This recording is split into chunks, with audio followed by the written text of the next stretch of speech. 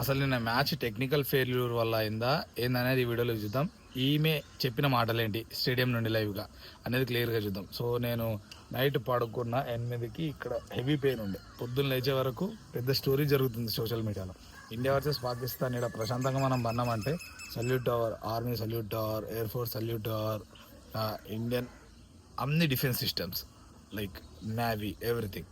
Okay, pray safety for them firstly. ఇక అది పక్కన పెడితే టాపిక్లోకి వస్తే మ్యాచ్ ఎందుకు టెక్నికల్ ఫెయిల్యూర్ అయిందని చెప్పారంటే ఈమె ఏం చెప్తుందంటే క్లియర్గా పంజాబ్ నియర్ బై బాంబ్స్ పడుతున్నాయి, చాలా సిచ్యువేషన్ స్కేరీగా ఉంది, నేను ఎప్పుడు ఇటువంటి సిచ్యువేషన్స్ చూడలేదు, నేను ఏడవట్లే అదొక్కటే తక్కువ అన్నట్టు మాట్లాడింది. సో అంత భయంకరమైన సిచ్యువేషన్స్ అయితే క్రియేట్ అయినాయి.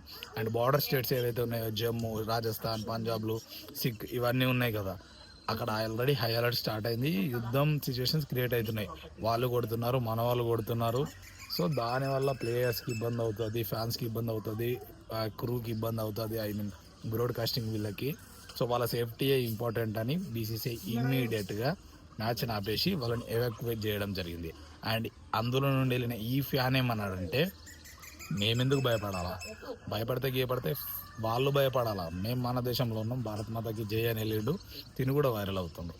సో ఇది మెయిన్ రీజన్. బట్ అఫీషియల్గా అయితే చెప్పలే, ఎందుకంటే అఫీషియల్గా చెప్తే చాలా అల్లర్లు లైక్ ప్యానిక్ సిచ్యువేషన్స్ గురయ్యి అక్కడ ఉరకడం అది చేస్తే తొక్కిసలాటలు అయ్యే జరిగే ఛాన్స్ ఉంటుంది. సో మేబీ అందుకు చెప్పలేరేమని నాకు అనిపించింది. సో ఇదే మెయిన్ రీజన్.